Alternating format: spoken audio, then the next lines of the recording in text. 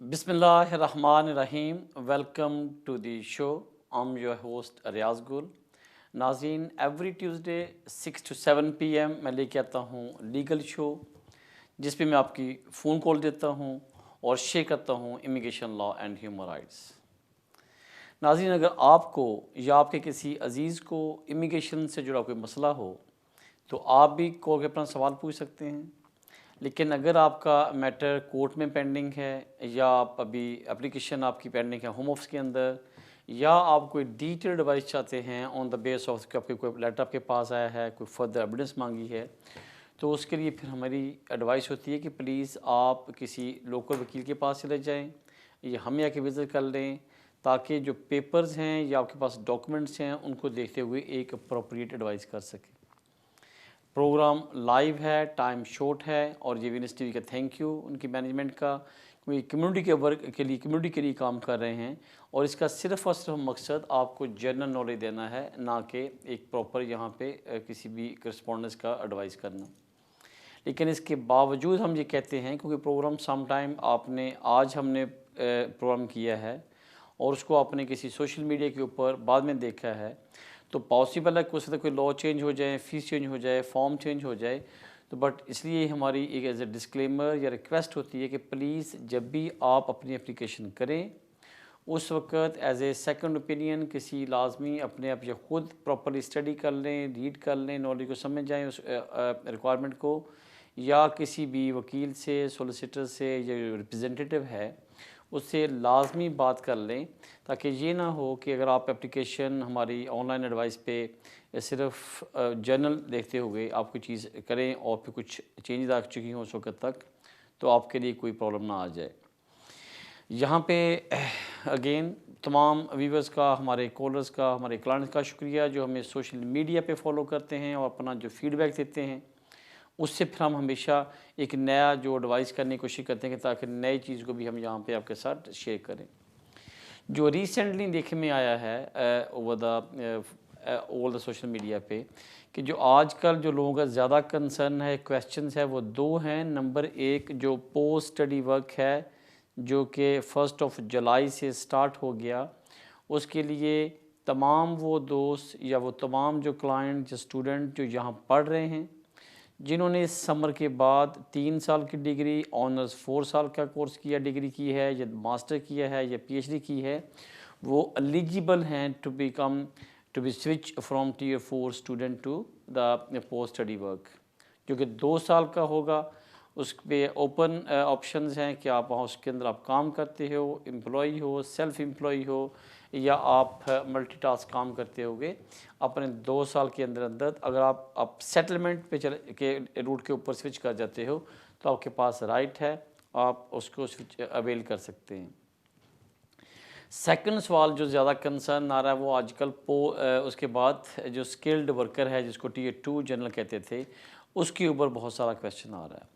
देखें, कुछ लोगों का ख्याल ये है कि जो चार्ट है उसके मुताबिक आपने 20 पॉइंट्स 10 20 10 आपने पूरे करने 70, लेकिन उसमें अगर बिल्कुल फंडामेंटल प्रिंसिपल देखा जाए वो ये है कि आपके पास स्पॉन्सर लाइसेंस होना उसमें मस्ट है, क्योंकि उसके 20 पॉइंट्स हैं।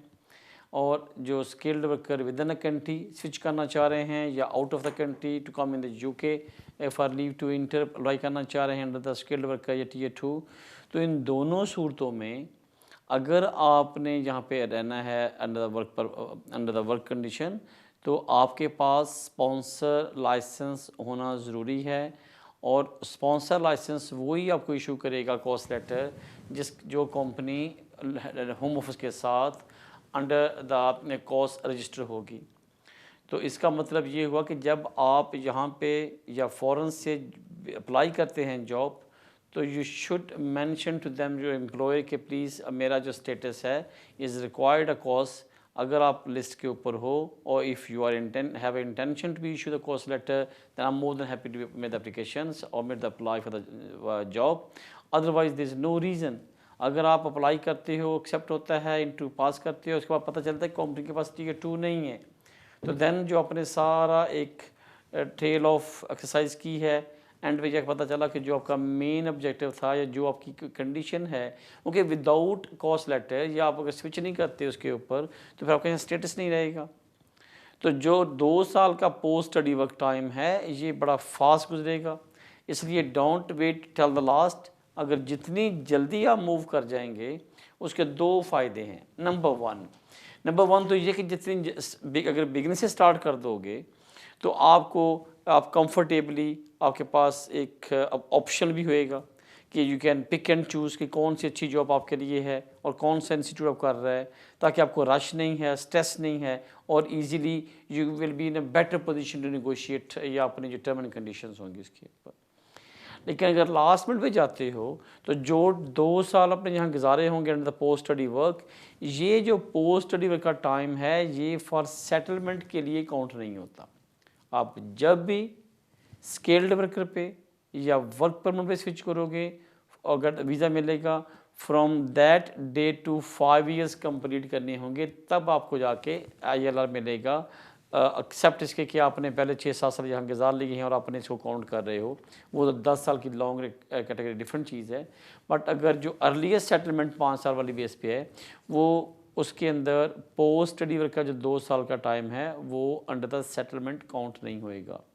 जब भी आप Tier 2 पे जाओगे, जब भी आप स्किल्ड वर्कर की कैटेगरी में आप स्विच करोगे, जब वीज़ा आपको मिलेगा from that day to 5 years आपने गुजारने हैं और उसके बाद आपकी सेटलमेंट होएगी। तो इसलिए ये 2 चीज़ें इम्पोर्टेंट हैं। एक वो है ना कि अर्ली बर्ड्स वाली बात कि आप जितनी जल्दी आप जाएंगे तो उतना आपके लिए कंफर्टेबली भी हो जाएगा, और सेकंड ये कि आपको प्रेशर नहीं होएगा। लेकिन स्टूडेंट का ख्याल के लिए एक और चीज़ बड़ी इम्पोर्टेंट है।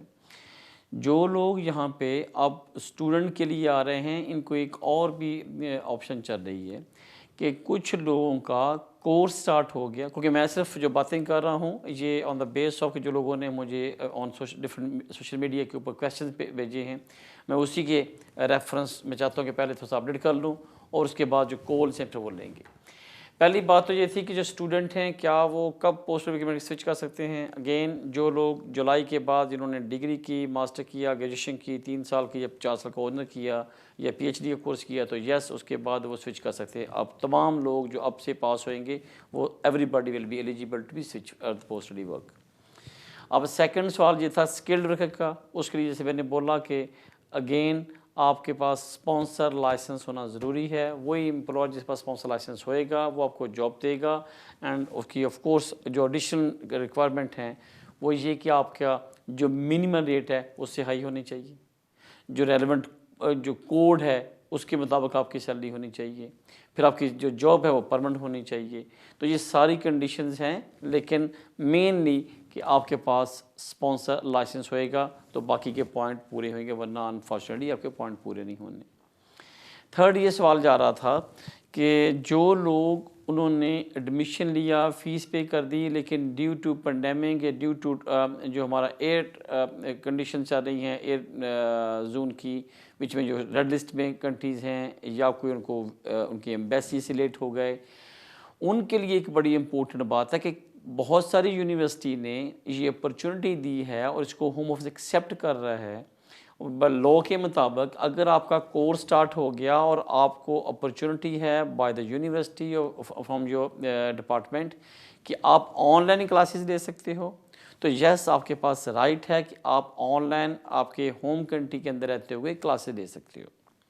अगर कोर्स सपोज करें कुछ लोगों का इस मंडे स्टार्ट हो गया है और अभी उन्होंने अपनी एप्लीकेशन सबमिट नहीं की, वो जब भी 2-3 महीने बाद करेंगे तो इस बात के ऊपर होम ऑफिस आपका वीज़ा रिफ्यूज़ नहीं कर सकता कि आपके कोर्स को स्टार्ट हुए 3 महीने हो गए हैं और आप अप्लाई कर रहे हैं। नो, एज़ फार एज़ आप रेगुलर क्लासेस ले रहे हो, जब इंटरव्यू करें उसको जस्टिफाई करें, बल्कि प्रॉपर कोशिश करें कि कोई आपकी एब्सेंट ना हो, प्रॉपर 100% आपकी अटेंडेंस हो, जो आपको टास्क दिया जा रहा है वो पूरा करो, ताकि ये और स्ट्रॉन्ग केस हो जाएगा कि आपने to living in the home country you took the online classes, meet the criteria और जो भी उनकी conditions हैं, and even you try to be cope your course जो डेडलाइंस हैं बाकी चीज़ें, और ऐसे वगैरह है, अगर आपका कोई आर्टिकल्स हैं, तमाम जो आपका कोर्स वर्क है you are doing very well, तो ये आपके लिए एक पॉजिटिव या प्लस पॉइंट जाएगा जब आप वीज़ा अप्लाई करोगे।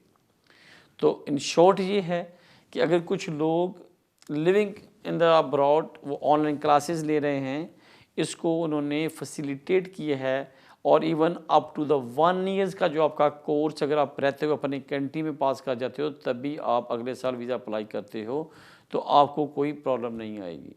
तो इसलिए जो लोग इस बात पे अगर थोड़े से स्ट्रेस में हैं या फ्रस्ट्रेटेड हैं कि यार मेरी क्लासेस स्टार्ट हो गई, या मेरे क्लासेस स्टार्ट होने में से 4 वीक रह गए, मुझे कैश इशू नहीं हुआ, या मेरा कैश इशू हुआ तो मुझे अपॉइंटमेंट नहीं मिल रही, तो इतना अपने आप को ना स्ट्रेस में ना लेके जाएं। ये एक प्रैक्टिस स्टार्ट हुई है, और इसके अंदर उन्होंने कहा कि हम ऑफिस ने एक गाइडेंस या पॉलिसी मरतब की है या इशू की है। On the base of the guidance policy आपको अलाउ है कि being overseas you can carry on your education online, और आपको 1 साल के कोर्स के पास होने की शर्त में आपको इशू नहीं होएगा, या विद इन या जब भी आप आना चाहें आप आ सकते हैं, इसमें कोई प्रॉब्लम नहीं है।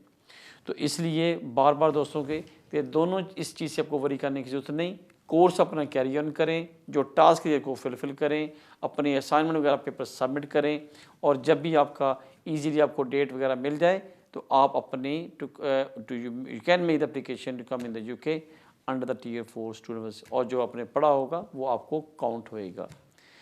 नाज़रीन, टाइम होगा ब्रेक का, स्टे विद अस, मिलते हैं वक्फे के बाद।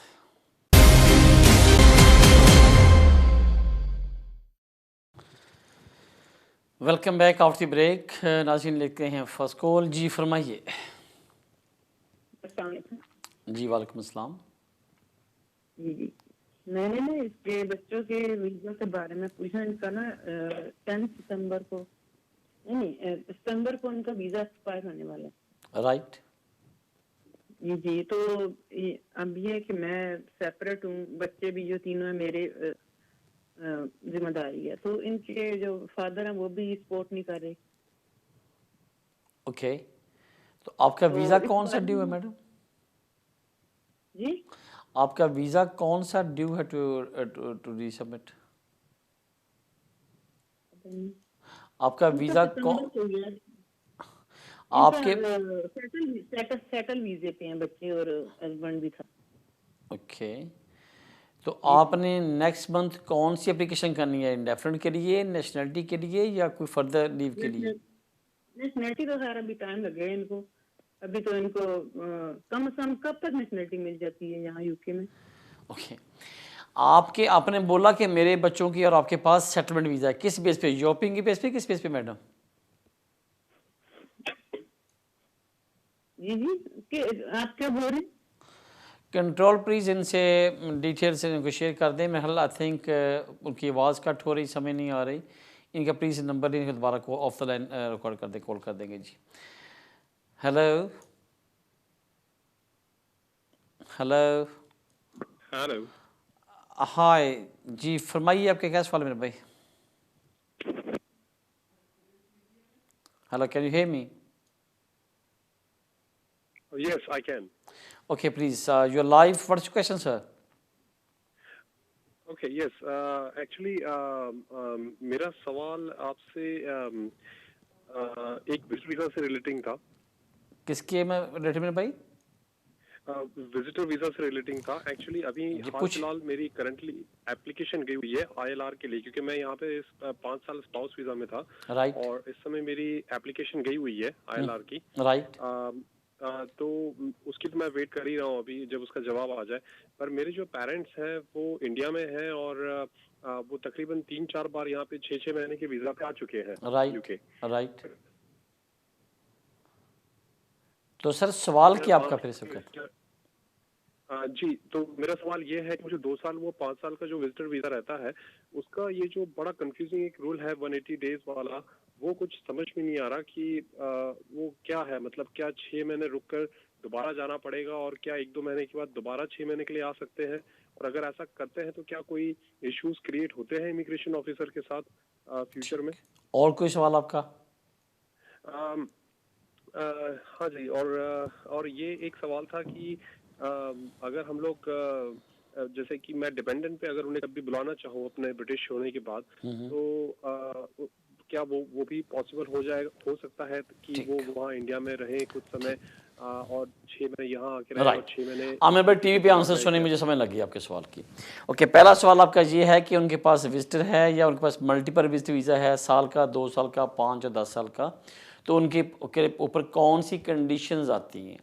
देखिए, लॉ ये कहता है कि जब आपने या तो 6 मंथ का वीज़ा अप्लाई करें या आप लॉन्ग टाइम के लिए, which is 1 year, 2 years, 5 years, 10 years, और उसके वो बोलते हैं मल्टीपल विजिट वीज़ा। जो वीज़ा अप्लाई करते हैं लॉन्गर देन 6 मंथ, उसका पर्पज़ यही होता है कि वो उनको बार बार जाके क्यू में लगने से जान छुटे। और नंबर 2 ये है कि आपका कोई ऐसा पर्पज़ है कि आप बार बार आते हो और आपका यहाँ पे लॉन्गर टाइम स्टे करने का मकसद नहीं है। मसलन कुछ लोग जो बिज़नेस क्लास लोग होते हैं, जो प्रोफेशनल्स होते हैं, उनकी ख्वाहिश होती है कि उन्होंने महीने में या साल में 5 दफ़ा आना है, तो बजाय 5 दफ़ा एमरजेंसी में आना पड़े, फिर उनका क्यू में लगें या कि उनका एप्लीकेशन पेंडिंग हो, महीना वेट करना पड़े, वो अपनी जो अपॉइंटमेंट मिस कर जाएं।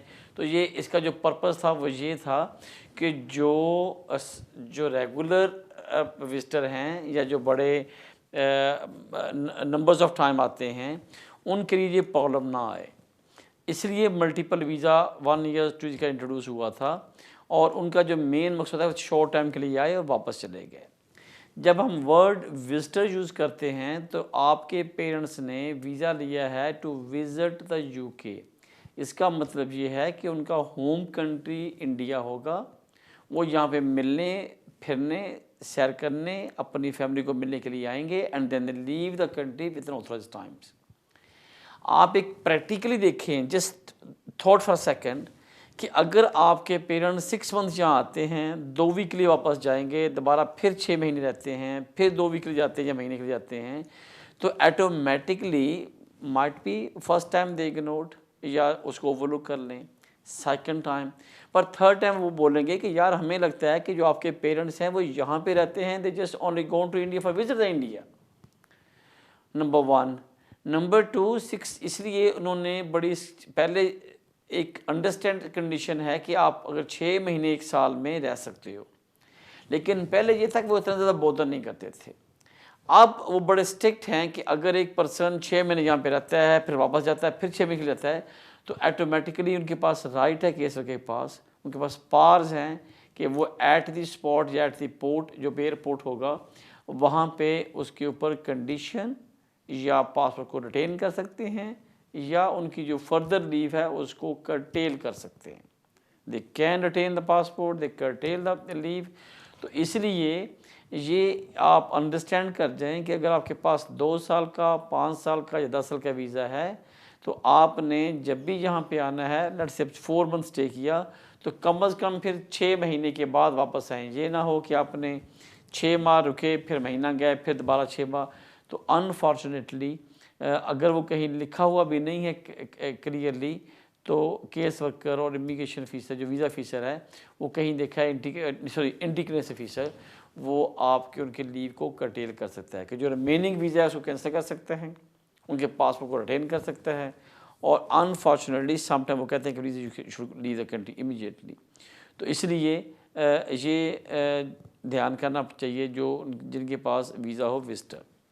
अब सेकंड आपका एक सवाल था कि अगर आप यहाँ पे जब सेटलमेंट हो जाती है आपकी, तो क्या आप अपने पेरेंट्स को अपने डिपेंडेंट के तौर पे यूके में बुला सकते हो। यस, लॉ इसको परमिट करता है, लेकिन इसकी जो कंडीशन वो बड़ी हाई हैं। नंबर 1, ये साबित करना कि वो अपने आप को without your physical and financial support they can maintain and accommodate their self in the home country. Number 2, वो टोटली इंटायरली आप पे डिपेंड करते हैं, और अनफॉर्चुनेटली वो फिजिकली इतने वीक हैं कि उनको आपकी फॉर द डेली बेसिस के ऊपर या जो रोज़मर्रा ज़िंदगी के मामला को डील करने के लिए भी उनको किसी फिज़िकल असिस्टेंस की रिक्वायरमेंट है। नंबर 1। नंबर 2 ये है कि ये जो फिज़िकल सपोर्ट है वो विद इन होम कंट्री आपके अवेलेबल नहीं, मतलब आप कि कोई बहन भाई या आपका फैमिली मेम्बर वहाँ पे नहीं है। और नंबर 3 ये है कि जो उनके पास पहले असिस्टेंस थी वो अब क्यों अवेलेबल नहीं है। लेट्स से अगर आपके पास वहाँ आपके पास आपके सर्वेंट थे, आपके नौकर चाकर थे, तो या आपको कोई असिस्टेंट मिल रही थी, तो वो अब क्यों अवेलेबल नहीं है। तो ये थोड़ी सी नहीं, अनफॉर्चुनेटली ये इसका जो पैरामीटर्स हैं या जो इसका रिक्वायरमेंट है काफ़ी टफ है। और ये पार्ट है 1। सेकंड पार्ट ये है कि आप लोगों का फाइनेंस बड़ा स्ट्रॉन्ग है, रेगुलर सोर्स ऑफ इनकम है, सफिशेंट सेविंग है कि आप without going to the recourse to public fund you can maintain and accommodate your parents while they are staying in the UK. एक डिपेंडेंसी, सेकंड आपकी financial circumstances, और third आपके पास जो है सफिशेंट अकोमोडेशन है कि आप without going to be over crowded और without recourse to the public fund आप अपने आप को उनको अकोमोडेट कर सकते हो। इसलिए मोस्ट लाइकली आपके पास घर अपना हो, आपके अपने नाम पे हो, ये ना कि रेंट पे हो या काउंसिल की अकोमोडेशन, तो वो बड़े वीक कर देंगे। लेकिन अगर आपका अपना ऑनरशिप भी हो और वो भी सफिशेंट हो, एक रीज़नेबल सफिशेंट होनी चाहिए, और ये 3 जो पैराग्राफ्स में या फेज में वो कंसिडर करते हैं आपकी एप्लीकेशन को। अकोमोडेशन प्रोवाइड करना, आपके पास सोर्स ऑफ इनकम है, सेविंग है, ये 2 पार्ट काफ़ी हद तक क्लोज होते हैं। लेकिन जो सबसे मेन पार्ट होता है कि उनकी आपके ऊपर एक सोली एंड इंटायरली जो डिपेंडेंसी है, specially for the physically apart from the finance, ये बड़ी इंपॉर्टेंट है। और लास्टली कि आप उनको हमेशा से उनको सपोर्ट करते हैं, फंडिंग भेजते हैं, और उनके नाम पे ना कोई प्रॉपर्टी है, ना कोई मकान है, ना कोई दुकान, कोई उनका ना कोई रिटायरमेंट, ना कोई पेंशन, कुछ नहीं आता। आप उनको भेजते हैं पैसे, तब वो सर्वाइव करते हैं। ये डिपेंडेंसी की कैटेगरी में आता है। अगर ये चीज़ें हों या properly, then it can be establish to the court. Otherwise थोड़ा सा ये केस इतने ज़्यादा अच्छे रिजल्ट नहीं आते पॉजिटिवली। बट आपके पास दोनों राइट होते हैं। अगर वो living in the India, they can apply to come in the UK as a elder dependent, application की जा सकती है। और while they are living in the UK as a visitor, और कभी ऐसे हालात हो जाएं, चेंज हो जाएं सर्कमस्टांसिस, तो यहाँ से रहते हुए आप विद इन कंट्री स्विच भी कर सकते हैं, सब्जेक्ट टू जो मैंने रिक्वायरमेंट बोलनी है। अगर वो आप मीट कर रहे हुए तो यस आपके पास राइट है। अगेन ये एप्लीकेशन करने से पहले आप प्रॉपरली किसी वकील से अच्छे से डिस्कस कर लें। रीज़न ये है कि अगर आपकी एप्लीकेशन डालते हो ईदर फ्रॉम द आउटसाइड और विद इन कंट्री, एक्सेप्ट होती है तो वेल एंड गुड, अगर रिफ्यूज़ होती है तो फिर उसके जो आफ्टर रिफ्यूज़ल कॉन्सिक्वेंसेस अनफॉर्चुनेटली से डेंजरस हो सकते हैं। उनका जो विजिटर वीज़ा है फ्यूचर में उसको शायद वो एक्सटेंड ना करें या कोई और भी मामला। तो इसलिए यू शुड बी मतलब मोर देन 100% मेक श्योर कि आपको ये आप इसमें फॉल करते हैं तो अप्लाई करना, otherwise don't take a risk to lose your जो आपके पास राइट है वो भी लूज़ ना हो जाए। आपकी कॉल का शुक्रिया, लेते हैं नेक्स्ट कॉल। जी फरमाइए। अल्लाह हाफ़िज़। हेलो हेलो जी फरमाइए। जी मैडम आप लाइव हैं, बोले आपका सवाल क्या है। जी मैं ये बोल रही थी कि मैं बच्चों को तकरीबन ये इनको आपकी अगेन आवाज़ शायद आई थिंक सेम कॉलर है कंट्रोल अगेन। जी please take the next call please. Hello Riyaz ji. Hello जी। हाँ जी, मैं ये जानना चाहता था, लॉन्ग रेजिडेंसी पे एप्लीकेशन की थी। ओके फरवरी 17 को उनका फैमिली रूट पर डाला था उन्होंने, राइट।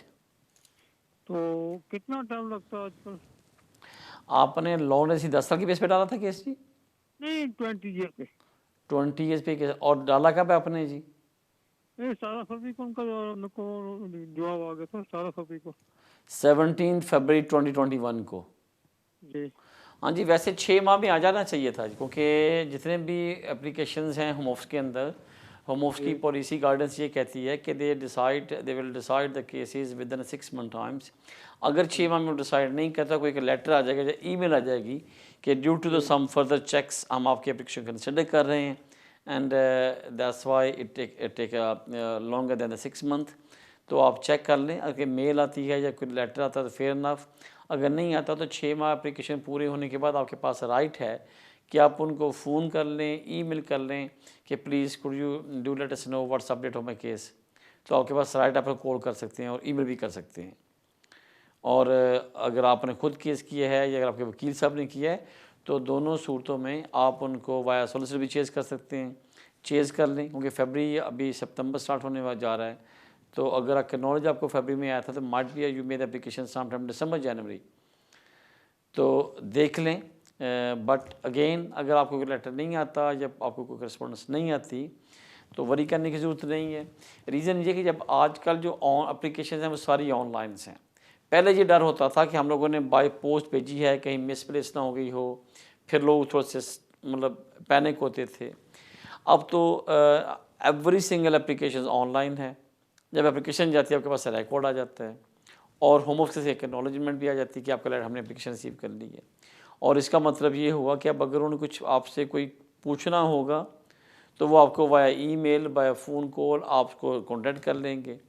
अगर उनको कोई क्वेरी चाहिए होगी या फर्दर कोई उनको कोई मिस्टेक कोई चीज़ें मिस हैं वो मांगनी होंगी तो आपसे मांग लेंगे। अगर नहीं मांगते तो इसका मतलब ये है कि आपकी एप्लीकेशन स्टिल पेंडिंग है। बट अगेन 6 मंथ के बाद आपके पास राइट है, वो चेज़ करना स्टार्ट कर सकते हैं।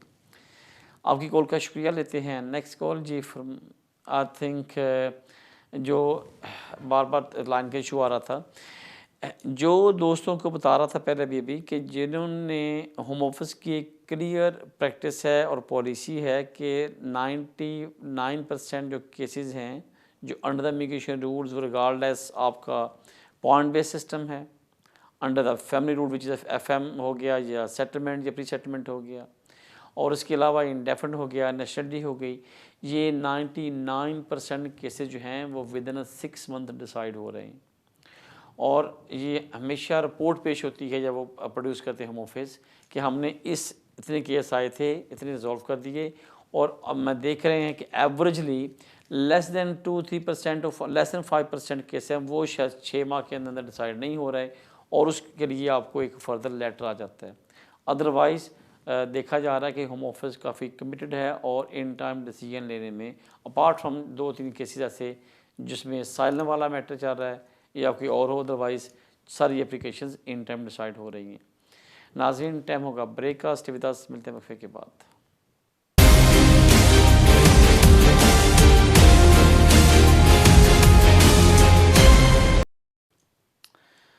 Welcome back after the break. लेते हैं कॉल जी, फरमाइए।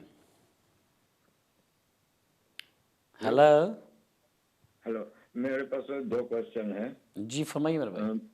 अच्छा, पहला क्वेश्चन है, मैं इस्लाम की शादी करूं तो मैरिज सर्टिफिकेट मिलेगी, वो इधर काम आएगी कि नहीं आएगी? Islamic marriage? हाँ जी। ओके, और आपकी वाइफ कहाँ पे है? अफ्रीका में है। ओके, और दूसरा सवाल क्या आपका जी? मैं काम नहीं करता हूँ और मैं डिसेबिलिटी अलाउंस में हूँ, तो जो वो इधर मैं उसको बुला सकता हूँ? ठीक, राइट। और सवाल क्या आपका है? हाँ जी। Do you have any other question? आपका और कोई सवाल है मेरे भाई आपका कोई? नहीं, सिर्फ 2 है भैया। ठीक है, थैंक यू जी, नो प्रॉब्लम। भाई आप टीवी पे आंसर सुने। जब हम मैरिज की बात करते हैं तो फैमिली, आप किसी भी कंट्री के, जिस कंट्री में आप रेजिडेंट्स हैं उस कंट्री के फैमिली लॉ को यूके गवर्नमेंट या यूके होम ऑफिस एक्सेप्ट करता है।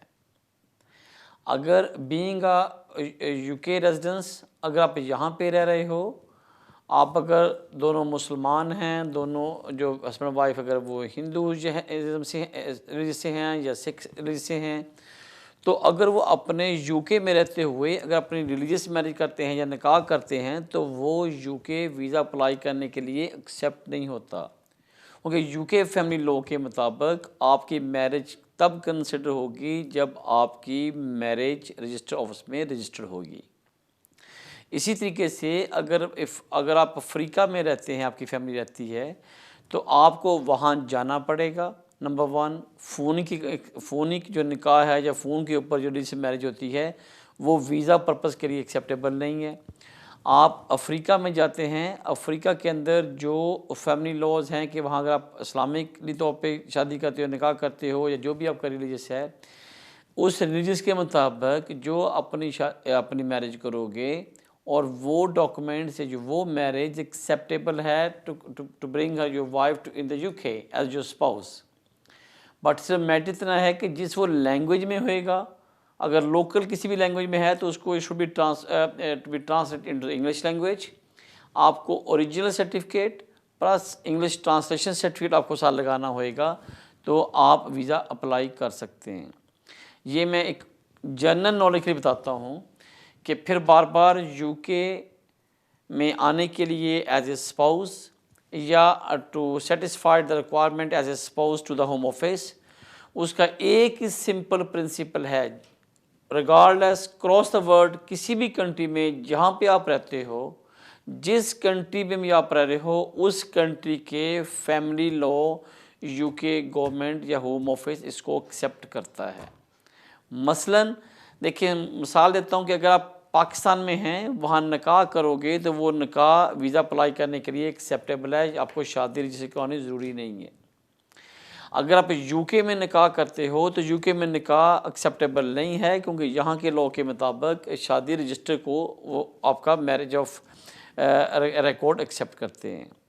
आप अफ्रीका में जाएं, वहाँ पे शादी करें, जो सर्टिफिकेट है अगर इंग्लिश में तो फेयर इनफ, अगर किसी और लैंग्वेज में हुआ तो उसको इंग्लिश में ट्रांसलेट करें, और वो documents to be establish relationship is sufficient to satisfy the home office. Second part आपका ये है कि आपके पास इनकम नहीं है और अनफॉर्चुनेटली आप काउंसिल के साथ डिसेबल रजिस्टर्ड हैं और आपको अलाउंसेस मिल रहे हैं।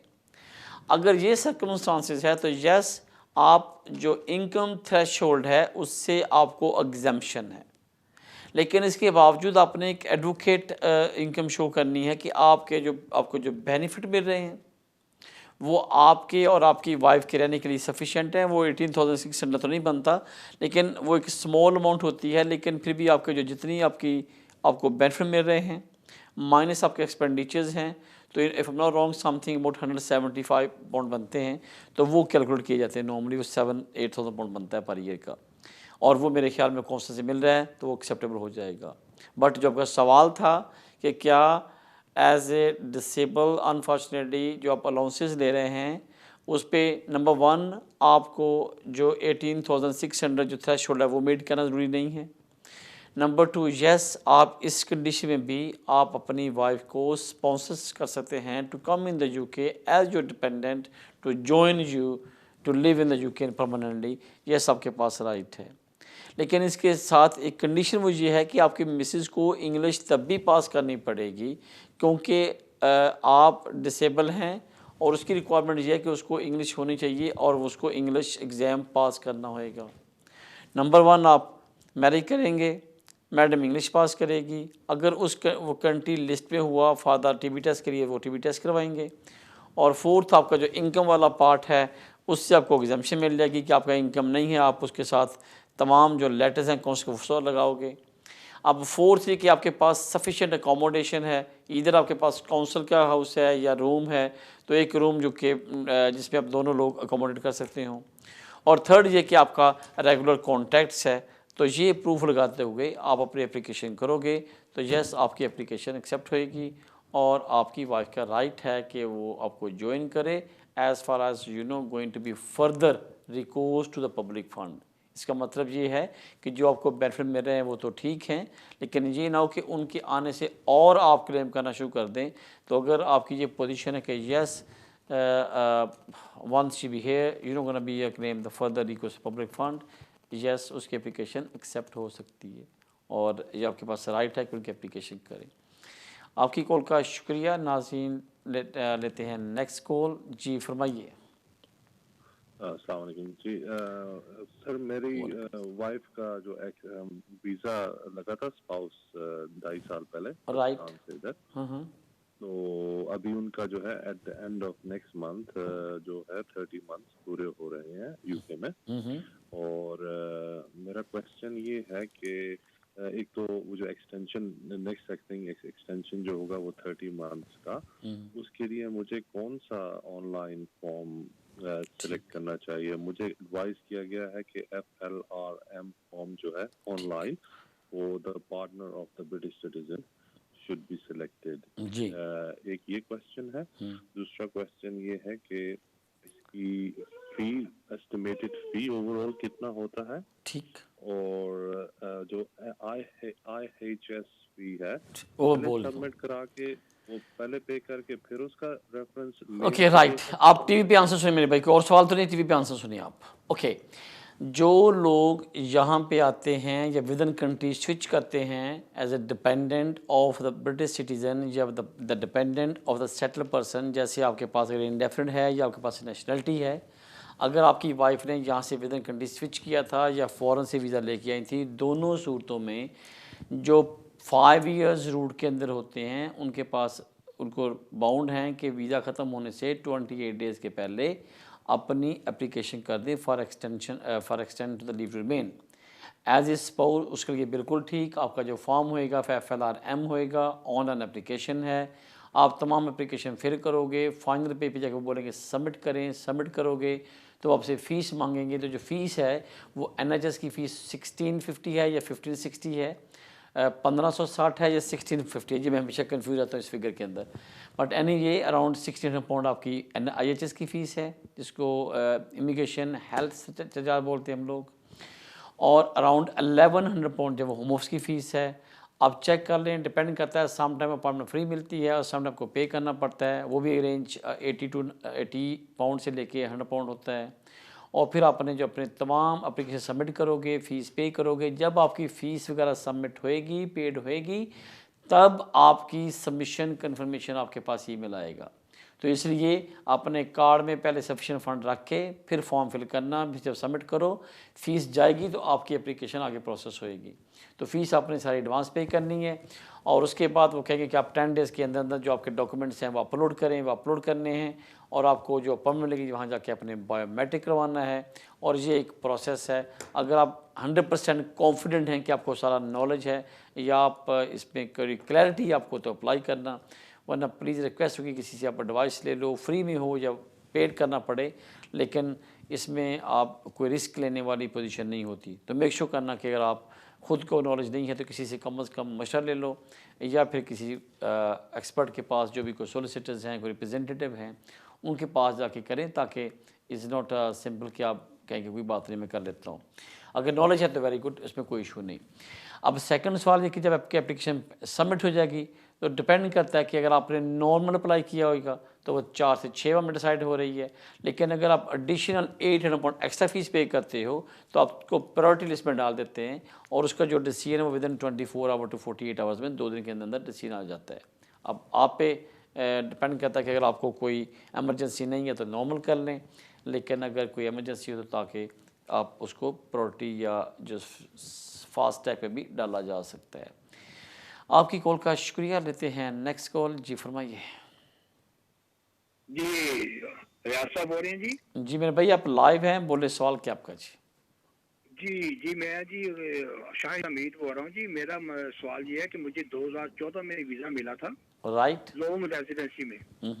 मुझे इन्होंने दिया था 3 साल का वीज़ा, ठीक है जी। उसके बाद मैं पाकिस्तान गया, जब उसी 2 महीने के बाद जब मैं वापस आया तो इन्होंने मुझे एयरपोर्ट पर रोक लिया, तो मेरा वीज़ा मतलब कैंसिल कर दिया। बोलते जी आप पहले पाकिस्तान से आए हैं, पता दूसरे वीज़े पे आए हैं, राइट। फिर मैंने यहाँ पे कोर्ट में अपील की, तो मुझे फिर दोबारा अभी ये नेक्स्ट ईयर मुझे लास्ट ईयर मुझे वीज़ा मिला दोबारा। तो मैं पूछा ये जाता हूँ, मुझे 7-8 साल के बाद इन्होंने जो वीज़ा दिया, मेरा पहला वाला पीरियड जो है, कोर्ट ने मुझे इनसे कहा कि इन्होंने मुझे वीज़ा दोबारा 2 साल का दिया अभी मुझे। तो मुझे जो लास्ट पीरियड मेरा है वो मेरा इंक्लूड होगा साथ में, मुझे मेरे 7 साल तो गुजर गए मेरे। तो आप 7 साल कैसे लगे रहे इनके साथ? केस लड़ते रहे जब आप आराम से बैठ गए थे? मैं केस ही लड़ता था, केस ही डिले किया इन्होंने मेरा। केस के मेरी 2-3 हेयरिंग हुई मेरी, वो टाइम मुझे मिला है। और आपको वीज़ा जुडिशरी के तहत मिला है या नॉर्मल कोर्ट अपर ट्रिब्यूनल मिला आपको?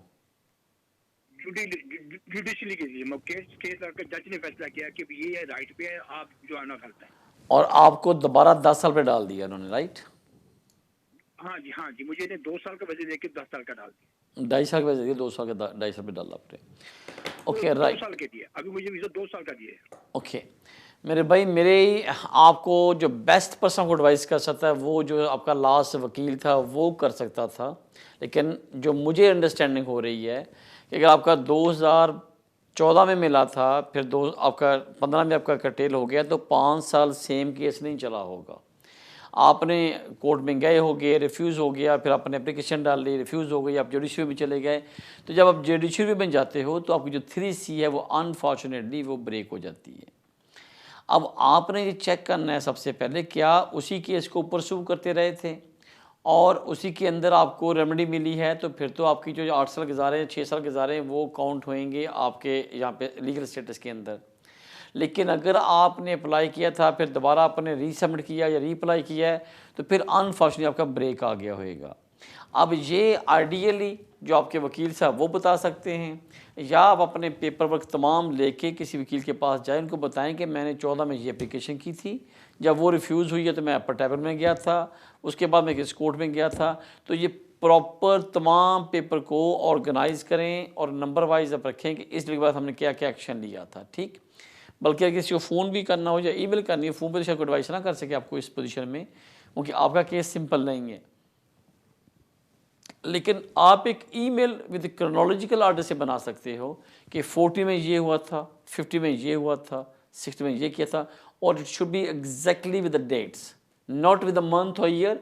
आपने लिखना है कि 13 अगस्त को मैंने ये किया, 27 को मुझे रिप्लाई आया, और 29 को मैंने क्या किया, ताकि जो भी केस वर्कर होएगा या एडवाइज़र आपको कम से कम अंडरस्टैंड करे कहीं गैप तो नहीं है, या आपकी 3C आपकी लाइव है या कर्टेल हो गई है। बट इन जनरल नॉलेज के अंदर जब आपका केस जुडिशरी में जाता है तो जो आपकी 3C वो ब्रेक हो जाती है। जो साल का वीज़ा दिया था आपको वीज़ा इस वजह से मिला था कि आप अपने कंट्री में सेफ़ नहीं हैं। 3 साल का वीज़ा मिला, आपने साथ ही ट्रैवल कर लिया, उन्होंने वो कर्टेल कर दिया, फिर आपने फ़ाइट की, मेरे ख्याल में जो मुझे अंडरस्टैंड हो रही है। बट अगेन मेरे भाई, किसी को फिजिकली जाके मिले, तमाम पेपर दिखाएं ताकि आपको एक प्रॉपर एडवाइस मिले। अच्छी बात यह है कि आपके पास वीज़ा 2 साल का है, आपको रश नहीं है। अगर आज आप नहीं जा सकते, महीने बाद चले जाना, 6 महीने बाद चले जाना। और वैसे भी आपको जो फर्स्ट लीव मिली थी 14 में मिली थी, अगर उसको मैं मान भी लूँ तो वो 24 में जाके 10 साल पूरे होने आपके, फिर आपको इंडेफिनिट अप्लाई करना होना है। तो इसलिए एडवाइस ये होगी कि आप प्रॉपर्ली इस पे एडवाइस लें, ओपिनियन लें, बल्कि एक ही बजाय 2-3 जगह पे भी लेना चाहें तो ले सकते हैं। और फाइनली आप होम ऑफिस को अपनी फ़ाइल मंगा के उसके अंदर तमाम रिकॉर्ड होगा, उसके ऊपर भी आप एक सेकंड ओपिनियन ले सकते हैं। आपकी कॉल का शुक्रिया नाज़ीम मीरा, और आपका साथ जहाँ तक जिन्होंने कॉल किया उनका शुक्रिया। Again next Tuesday same time मुलाकात होगी, तब तक मुझे इजाज़त, अल्लाह हाफिज़।